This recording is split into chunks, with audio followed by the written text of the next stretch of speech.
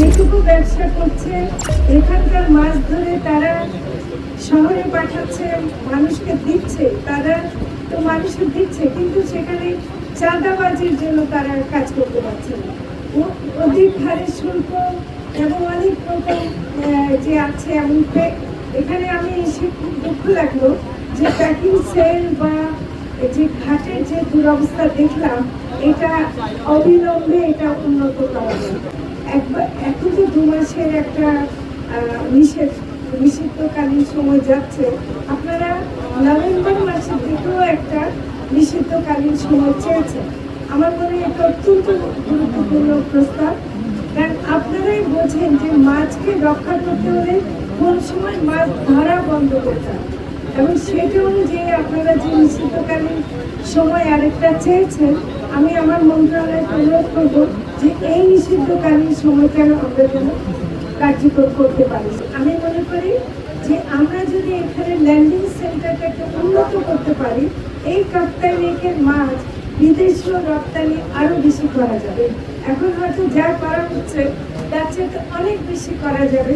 কাজে এই রপ্তানি করতে গেলে আমাদের যা যা ব্যবস্থা গ্রহণ করতে হয় সেটা করব, তবে প্রথমে আমাদের দেশের মানুষের জন্য মাছ যেন কাপ্তাই লেক থেকে যথেষ্ট সরবরাহ করা যায় সেটা চেষ্টা করতে হবে।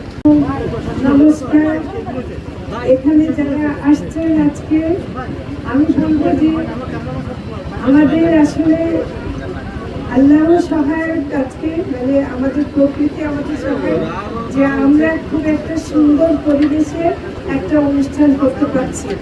এবং এটা এই যে আমরা আসছি আজকে কাপ্তাই হ্রদে মাছের পোনা আমরা ছাড়বো, আর যে বিজিএফ এর চাল আমরা দেব, কিন্তু আমার কাছে মনে হচ্ছে যে এই কাজটা আমাদের মানে আরো কাপ্তাই লেকের যে আরো অনেক বিষয় আছে সেগুলোর সাথে আমি পরিচিত আমরা হতে পারছি। আপনারা যারা নৌকায় বসে আছেন, আপনাদের সবুজ জার্সি, সাদা, কমলা, নীল ছাতা এবং মাছের যে আকৃতি আপনারা নিয়ে বসছেন, আপনাদের এত সুন্দর লাগছে যে আমি আপনাদের উদ্দেশ্যেই আমরা সবাই হাততালি দিতে চাই। কারণ এটা, তবে যারা মাছে ছাতা নিয়ে করছেন তারা হাততালি দিলে বা ছাতা পড়ে যাবে, এটা খেয়াল রাখতে হবে। সেটা আমি মনে করি যে আমরা খুবই একটা আনন্দ ঘন পরিবেশে আজকে এই কাজটা করছি, যে কাজটা করে আমরা আসলে আমাদের কাপ্তাই লেকটাকে আমরা হ্রদ, আমি এত কঠিন বাংলা বলতে চাচ্ছি না, লেক অনেক সহজভাবেই মানুষ বুঝে। কাপ্তাই লেককে আমরা যেভাবে উন্নত করতে চাচ্ছি, এটা বিএফডিসির একটা কর্মসূচিতে আমরা আসছি। তার মানে এই না যে এটা শুধুমাত্র মাছের বিষয়, আমরা এখানে দেখছি যে মানুষের জীবন জীবিকার সাথে জড়িত, মানুষের ভালো থাকার সাথে জড়িত এই এলাকার। এটা শুধু মানে আপনাদের রাঙ্গামাটিরও বিষয় না, এটা সারা বাংলাদেশের গর্ব। কাপ্তাই লেক আমাদের সারা বাংলাদেশে এত সুন্দর লেক আর কোথাও নাই। তো কাজেই এটা আপনারা এটাকে রক্ষা করা আমাদের খুব দরকার। যেটা আমার খুব শুনে কষ্ট লাগলো, কাপ্তাই এত সুন্দর জায়গা, কিন্তু কাপ্তাইয়ের মানুষ বা এই রাঙ্গামাটির মানুষের অনেক কষ্ট। আপনারা যারা আজকে আসতে পারছেন, হয়তো কাছাকাছি বলে আসতে পারছেন, যারা অনেক দূরে থাকে তারা কিন্তু আসতে পারে না। আমরা তাদের কথা আমরা শুনতে পাচ্ছি না, কিন্তু আমি জেলা প্রশাসক মহোদয়কে ধন্যবাদ জানাবো, এবং আমাদের যিনি ব্যবসায়ী বলেছেন তাদের কথার মাধ্যমে আমরা কিন্তু অনেক কথা জানতে পারলাম যে এখানে কি কি সমস্যা আছে এবং সেটা আমরা কিভাবে সমাধান করতে পারি। আমার প্রথম দুঃখ হলো যে কাপ্তাইয়ে আগে অনেক প্রজাতির দেশীয় মাছ ছিল, প্রায় 86 প্রজাতির দেশীয় মাছ ছিল, যেটা এখন কমে গিয়ে মাত্র 66টাতে চলে আসছে। আমার ভয় হচ্ছে যে আরো কমে যাবে যদি আমরা এটা যত্ন না নিই। আমরা যদি কাপ্তাই হ্রদটাকে, লেকটাকে যদি দূষণমুক্ত না রাখি, এখানে যদি এটাকে পরিষ্কার না রাখি, এখানে যদি এটাকে অবহেলা করে এটাকে আরো প্রাকৃতিকভাবে এটাকে বেড়ে উঠতে না দেয়, তাহলে আমাদের মাছের প্রজাতি কমে যেতে পারে, এই আশঙ্কা আমার মধ্যে হচ্ছে। কাজে আমি মনে করি যে আমাদের কাজের একটা বড় অংশ হওয়া উচিত শুধু মাছ নিয়ে ব্যবসা করা না, মাছের যে প্রাকৃতিকভাবে বেড়ে ওঠা মাছের প্রজাতি বাড়ানো, সেটার জন্য কাজ করা। সেজন্য আমি মৎস্য প্রাণী সম্পদ মন্ত্রণালয়ের পক্ষ থেকে বলতে চাই যে এটা বিএফডিসি 1961 সাল থেকে করছে। আমি তাদেরকে অনেক ধন্যবাদ জানাই যে তারা এত সুন্দরভাবে করে আসছে।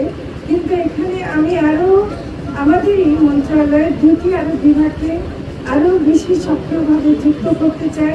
সেটা হলো আমাদের মৎস্য অধিদপ্তর এবং বাংলাদেশ মৎস্য গবেষণা প্রতিষ্ঠান, এই তিনটা যদি বিএফডিসি, মৎস্য অধিদপ্তর এবং মৎস্য গবেষণা প্রতিষ্ঠান যদি একসাথে কাজ করে, তাহলে কিন্তু আমাদের অনেক যে গবেষণার কথা বলা হচ্ছে, মানুষের কি করে উন্নতি করা যায় সেটা বলা হচ্ছে, সেটা করা সম্ভব। আমি আপনারা যে কথাগুলো বলেছেন তার প্রেক্ষিতে কিছু বলি। এখানে আসলে আমাদের ব্যবসায়ী ভাই যে বক্তব্য রেখেছেন, তার মধ্যে আমি যদি তার লেখাটা হাতে পেতাম আরো ভালো হতো, আশা করি তিনি আমাকে দেবেন। কিন্তু আমরা যে কাজগুলো করতেছি আপনাদের অনেক বাধা, এত মানে একটু মাছের যে ব্যবসা, মানে ব্যবসা তো আর ওরকম করে বিশাল ব্যবসা করা হচ্ছে না, কিন্তু যেটুকু ব্যবসা করছে এখানকার মাছ ধরে তারা শহরে পাঠাচ্ছে, মানুষকে দিচ্ছে, তারা তো মানুষের দিচ্ছে, কিন্তু সেখানে চাঁদাবাজির জন্য তারা কাজ করতে পারছে না। অধিক হারে শুল্ক এবং অনেক রকম যে আছে, এমন এখানে আমি এসে খুব দুঃখ লাগলো যে প্যাকিং সেল বা যে ঘাটের যে দুরবস্থা দেখলাম, এটা অবিলম্বে এটা উন্নত করা দরকার। এটার এই হাল থাকতে পারে না। এটা আমরা অবশ্যই এটা দ্রুত এটা যেন একটা ব্যবস্থা নেওয়া হয়, সেটা আমি নিজের চোখে যেহেতু দেখে গেছি, এটা আমি কিছুতেই আর এটা এভাবে থাকতে দিতে পারি না। আর যেটা হলো যে আপনারা আরেকটা দাবি করেছেন ব্যবসায়ীদের পক্ষ থেকেও, এবং আমি শুনছি মৎস্যজীবীরা আপনারা দাবি করেছেন যে এখন যে 2 মাসের একটা নিষিদ্ধকালীন সময় যাচ্ছে, আপনারা নভেম্বর মাসের দিকেও একটা নিষিদ্ধকালীন সময় চেয়েছেন।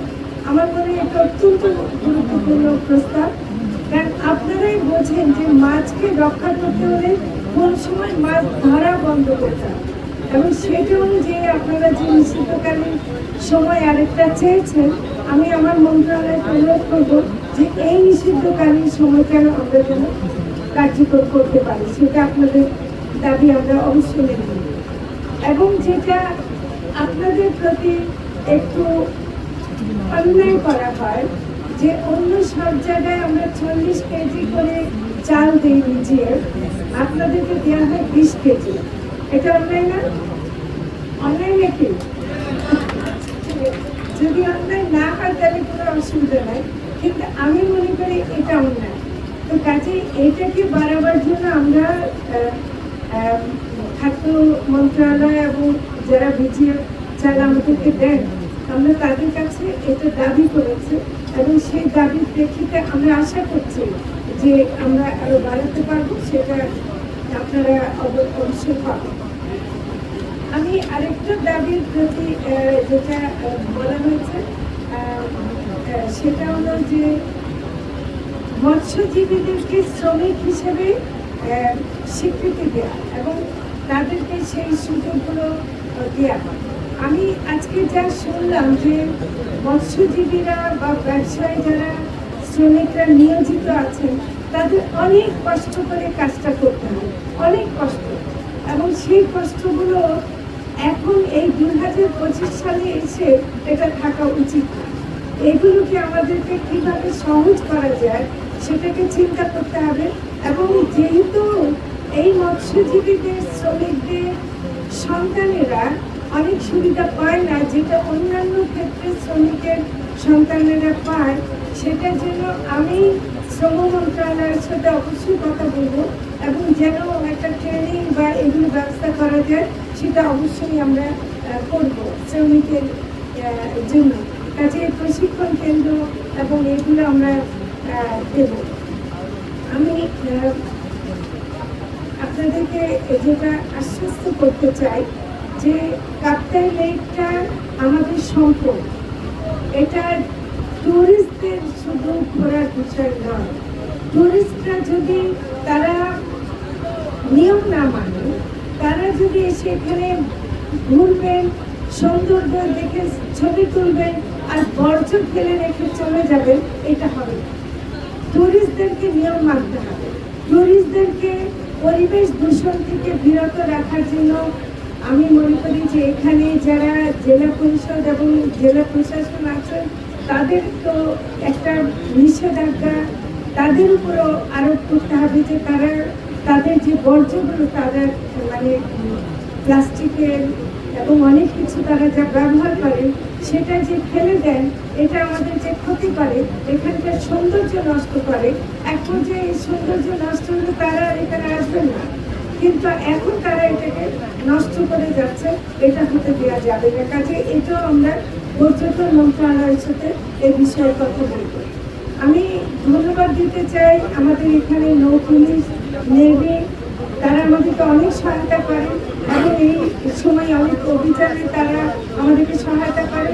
তাদেরকে আমি সবাইকে ধন্যবাদ দিচ্ছি এবং আমি মনে করি যে আমরা যদি সবাই চেষ্টা করি কাপ্তাই লেক থেকে আমরা যে মাছ পাই সেটাকে আরো বাড়ানো সম্ভব, প্রজাতি বাড়ানো সম্ভব এবং আমরা যে আয় করি, রাজস্ব আয় করি, সেটা অবশ্য বাড়ানো সম্ভব।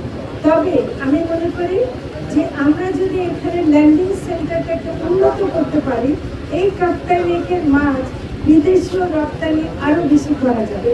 এখন হয়তো যা করা হচ্ছে তার চেয়ে অনেক বেশি করা যাবে। কাজে এই রপ্তানি করতে গেলে আমাদের যা যা ব্যবস্থা গ্রহণ করতে হয় সেটা করব। তবে প্রথমে আমাদের দেশের মানুষের জন্য মাছ যেন কাপ্তাই লেক থেকে যথেষ্ট সরবরাহ করা যায় সেটার চেষ্টা করতে হবে। তো সবাইকে ধন্যবাদ, আপনারা ভালো থাকবেন।